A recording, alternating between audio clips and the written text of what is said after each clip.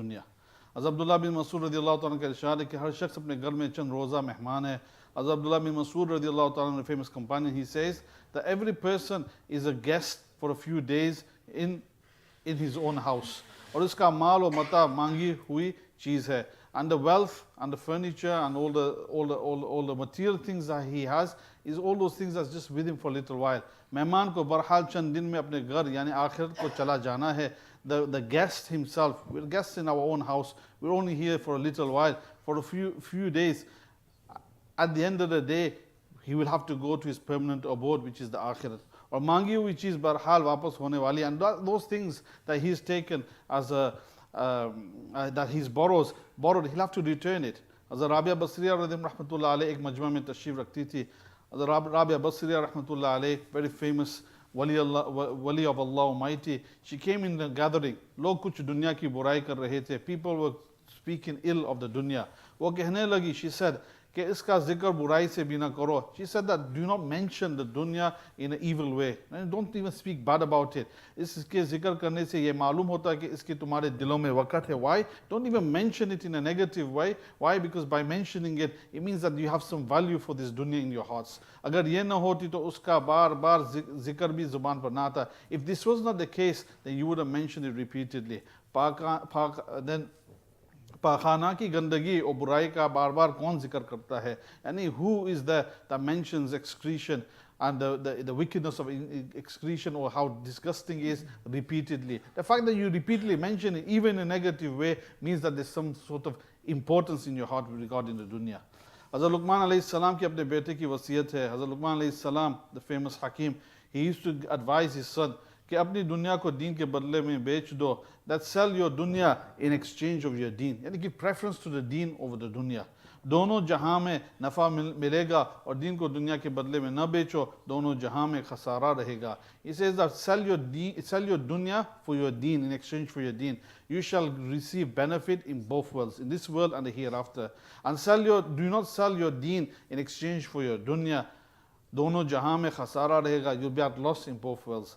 हज़रत मुतरफ बिन शुखैर रहमतुल्लाह अलैह का इरशाद है कि बादशाहों की ऐश व इश्शत उनके उम्दा लिबास पर नज़र न करो, बल्कि ये सोचो कि इनका अंजाम क्या होगा.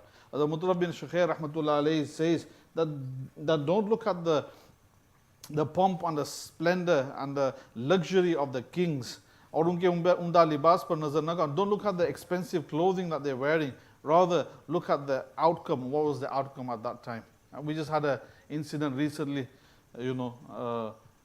$250,000 to go and see the Titanic. And they say, in one of the newspapers, it says that if you were to measure the $250,000 compared to the amount of billions these people had, it'd be like buying 3 Subway sandwiches for them. And that's how much how much damage it did to their purse.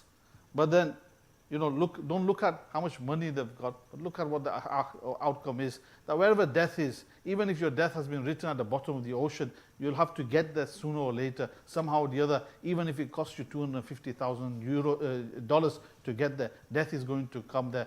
2 of the brothers were Muslims. May Allah Almighty, give them the mort of shahadat and give sabr to their families as well, because that's the aspect that everyone's discussing everything about them, but no one's making dua for them as well. At the end of the day, our Muslim brothers, Allah give their family sabr at this difficult time. Hazrat Abu Umama radiallahu ta'ala anhu फरमाते हैं कि जब हुज़ूर अक़दस सल्लल्लाहु अलैहि वसल्लम की बैसत हुई, Hazrat Abu Umama radiallahu ta'ala anhu says that when Nabi Kareem sallallahu alaihi wasallam was sent as a prophet, to Shaitan ने अपने लश्करों को हालात की तहकीक के लिए भेजा. And Shaitan sent his armies to find out what the situation was. उन्होंने बताया कि एक नबी की बैसत हुई. They said that a prophet alayhi salam sallallahu alayhi wasallam has been sent with the mission of prophethood, और उनकी बहुत बड़ी उम्मत है, and he has a great vast उम्मत. तो उसने तहकीक किया कि उन लोगों में दुनिया की मोहब्बत भी है.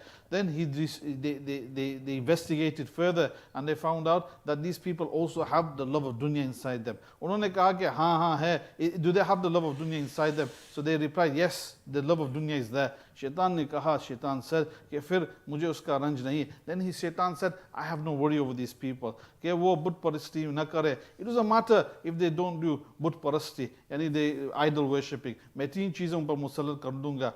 3 things I shall place on top of them. I shall put on top of them. Number one, najaiz tariqe se kamana, earning through najaiz ways, earning through haram ways, earning one's wealth through haram ways. Najaiz tariqe par kharach karna, to spend one's wealth in najaiz things, in impermissible things.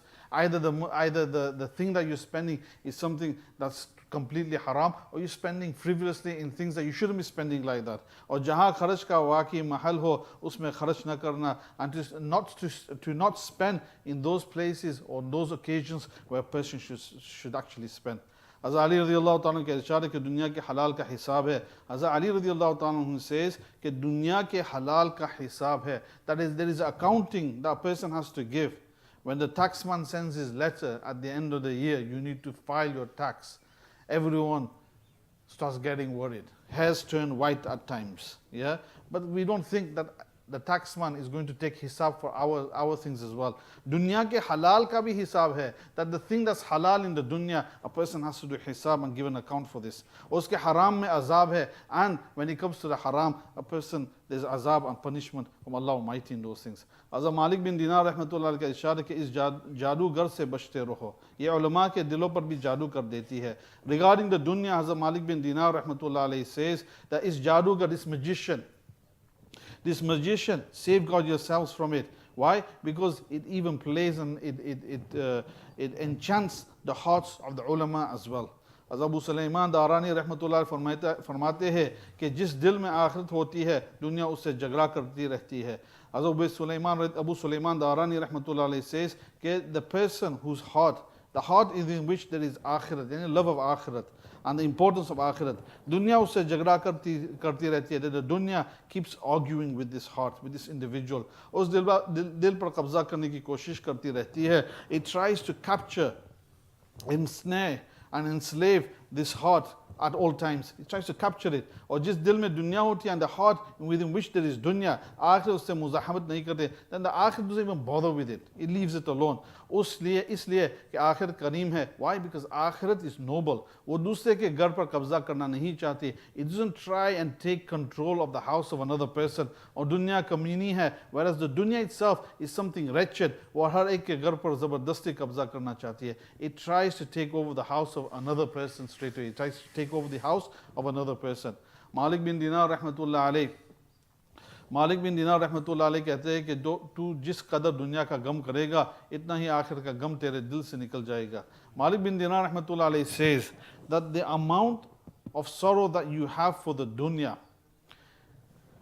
then that amount of sorrow for the akhirat shall leave and exit your heart. और जितना तू आखिर का गम करेगा, and how much concern, sorrow, worry and fikr you have for the akhirat, दुनिया का गम तेरे दिल से निकल जाएगा, then the worry and the fikr of the akhirat shall come out of you. You know, right at the beginning of Fazail Sadaat, Shaykh Rahmatullah Ali mentioned something. He says that the dunya and akhirat is like two wives. Yeah, you have one wife, that's trouble. You get another wife, is double trouble. But the thing that happens is that if you close to one, then the other one becomes difficult. If you goes to the other one, then the other one becomes difficult. Bringing them both together on one situation, on one condition, one mindset, completely loyal, there's only one answer. There's some people say that you get a third wife instead. That's what some people say, कि तीजी ले आओ, Allahu alam, Allah knows best. जो तजुर्बाकार है उनको पता होगा, हमें तो नहीं पता. But what they say is that the dunya is like this, that if it's like the sokans, the two wives, the two co-wives. You can't please one at the expense of the other. I mean, you can't please both. One has to be sacrificed at the expense of the other. Why not sacrifice the thing that's intransient, the things that's temporary over that which is permanent? It's easy for me to say, let the reality of that enter our hearts. That's the main thing. Hazrat Hasan Basri rahmatullah alayhi फरमाते हैं कि मैंने ऐसे आदमियों को पाया है जिनके नज़दीक दुनिया इस मिट्टी से ज़्यादा ज़लील थी. Hazrat Hasan Basri rahmatullah alayhi, the very famous tabi'i rahmatullah alayhi, he says कि I have seen such people जिनके नज़दीक दुनिया इस मिट्टी से ज़्यादा ज़लील थी, for whom this dunya was more disgraced than the earth on the ground. The soil on the ground has no value whatsoever. You know, you get it in bucket loads. जिस पर तुम जलील थी, जिस पर तुम चलते हो, on which you walk. उनको उसकी परवाह न थी. They didn't care about the dunya, कि दुनिया है या जाती रही. Is the dunya with them or does it go? They had no concern for this. इसके पास चली गई या उसके पास चली गई. Did it go to such a person or did it go to such a person? एक आदमी ने हज़रत मसीह रहमतुल्लाह से दरियाफ़्त किया. A person asked him कि आप इस शख्स के मुताबिक क्या फरमाते हैं? What do you say regarding that person? जिसको अल्लाह ताला शाह ने माल और दौलत अता किया. Who Allah Almighty gave wealth to. वो उसमें से सदक़ात भी करता है. He takes sadaqat out of this wealth. Allah Almighty gave him a lot. He takes sadaqat from it. Sila rahmi भी करता है. He feeds his family and he gives them gifts. He does sila rahmi with them. He maintains the ties. क्या इसके लिए ये मौजू और मुनासिब है कि खुद भी अच्छे अच्छे खाना खाए? Is it possible? Is it appropriate for such a person to eat good food himself? और नेमतों में ज़िंदगी गुजारे. Spend his life in नेमत. उन्होंने फरमाया, his response, which is the important bit here. He said, nahi, no. Agar sari dunya bhi usko mil jaye, if the entire world and all the wealth and the riches of the world was to come to him, to usko apne upar beqadr zor hi kharch karna chahiye. And he should only spend according to what's his need upon himself. और उससे ज़्यादा को उस दिन यानी आखिर के दिन के लिए बेच देना चाहिए. And whatever is left, whatever superfluous after that, then he should send it for the akhir, for that day that shall come in the future, yani the akhir, the day, the hereafter. Jis din iski sakht ihtiyaj ka hoga, that day on which there'll be great need. As Shaykh Rahmatullah alayhi, another place he mentions that there's a bank of the dunya, and a person's depositing. But there's another bank, but that bank, at the end of the day, when a person dies, then it becomes somebody else's milkiyat. It's not our milkiyat. Our dunya is linear. We come in for a little while, then we go. Something spins around all the time. One time my pocket, other times another person's pocket. We have use of it in the way you have use of water, air, shade.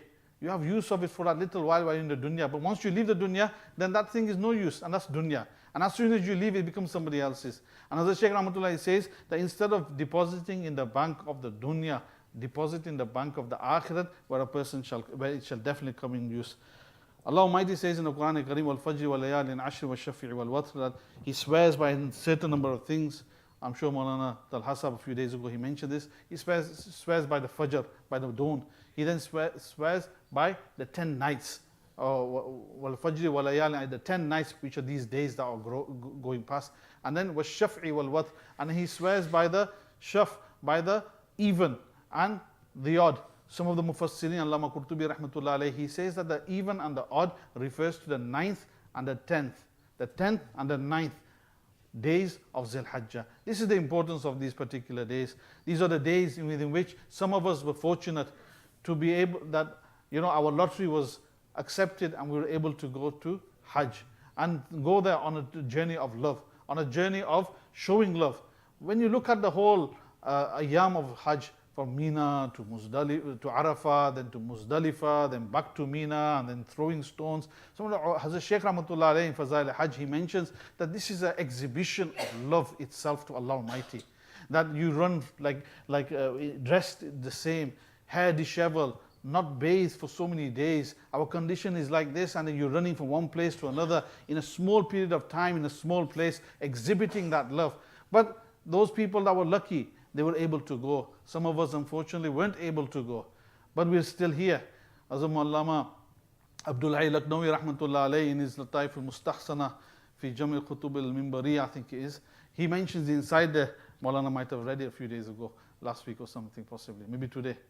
I don't know, it is not ready. But inside there, Allama Abdul Hayy Sahib rahmatullah alayhi, he mentions, he says that some people were very lucky. Unfortunately, some of us weren't very lucky. But then this is an opportunity for us to come together and try and reenact and try and imitate the ibadat and the tawajjuh of Allah, the ta'alluq, to build a connection with Allah Almighty over these 10 days, spending them correctly in the way that we spend our Ramadan, in the way that we spend the other pious days, spending these 10 days in some sort of ibadat and connection to Allah Almighty. And what better way to do the ibadat of Allah Almighty than staying in the constant dhikr of Allah Almighty.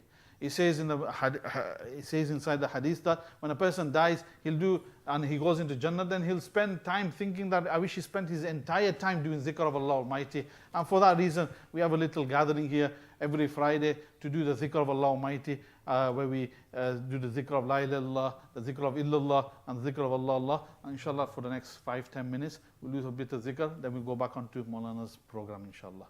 So, zikr for 10 minutes, Masab. Inshallah. Bismillah. So the loud zikr of Allah Almighty that we do, this is a type of zikr that's been continued and carried out in all the khanqas of our Mashaykh, Darul Deoband, Mazair Salampur, Darul Karachi, Hazrat Maulana Thanvi Rahmatullah Alayhi, Hazrat Maulana Abdul Qadir Raipuri's khanqa. All of these khanqas and all these Mashaykh, they did the zikr of Allah Almighty loudly. And the idea is that it comes inside the hadith that when a person he carries out a sin, then a black dot appears. When he carries another sin, another black dot appears until the heart becomes completely black. And then it's only through the istighfar that the heart is able to be cleansed. At the same time, another way of cleansing the heart is the zikr of Allah Almighty. لِكُلِّ شَيْءٍ سِقَالَةٍ وَسِقَالَةُ الْقُلُوبِ Zikrullah comes inside the hadith that everything has a polish and a cleanser. You know, if you eat biryani, you get a bit of chiknat on your hands, you use soap to clean your hands. But if you get a bit of paint on your hands, soap doesn't really work, you need to use turpentine. And if you want to wash your hair, you generally don't use soap, but you use shampoo and a conditioner. So there's a different shampoo, there's a different detergent, different cleanser for everything. And when it comes to the heart also has, the spiritual heart also has a cleanser, and that's the dhikr of Allah Almighty. Our Mashaykh mentioned that the loud dhikr done in a certain way, it can rapidly cleanse the heart and purify it from all the impurities.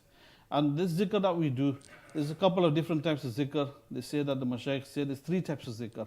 One is the zikr that's carried out from the Quran and Hadith, and this is the Sunnah or the Quranic zikr Allah Almighty has prescribed, Nabi Karim Sallallahu has prescribed. The other type of zikr is the Islahi zikr that a person gets from his Shaykh. But the zikr that we do today on a Friday is the Targhibi zikr. For those people who want to wait to a Shaykh, just to give them a bit of a taste and a flavor of what the zikr and the loud zikr of Allah Almighty actually feels like. So as the Shaykh Rahmatullah, our Mashaykh Rahimullah, they all did the zikr, and inshallah we'll do 1 tasbih of La ilallah, 1 tasbih of illallah, and 1 tasbih of Allah. And the idea is to free the mind from all thoughts, turn towards Allah Almighty, eyes shut, and you think that there's only you and Allah Almighty, nobody else. And a few times read a few Qul Huwallahu Ahad, giving Isal al-Sawab to the Mashaykh of the Tariq and all the Turuq, inshallah. Bismillahir Rahmanir Rahim. Qul Huwallahu Ahad, Allahu Samad, lam yalid wa lam yulad.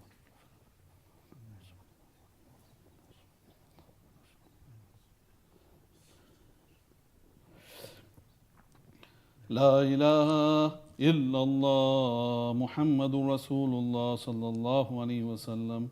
La ilaha illallah, la ilaha illallah, la ilaha illallah, la ilaha illallah, la ilaha illallah, la ilaha illallah, la ilaha illallah, la ilaha illallah, la ilaha illallah, la ilaha illallah, la ilaha illallah, la ilaha illallah Muhammadur Rasulullah sallallahu alayhi wa sallam.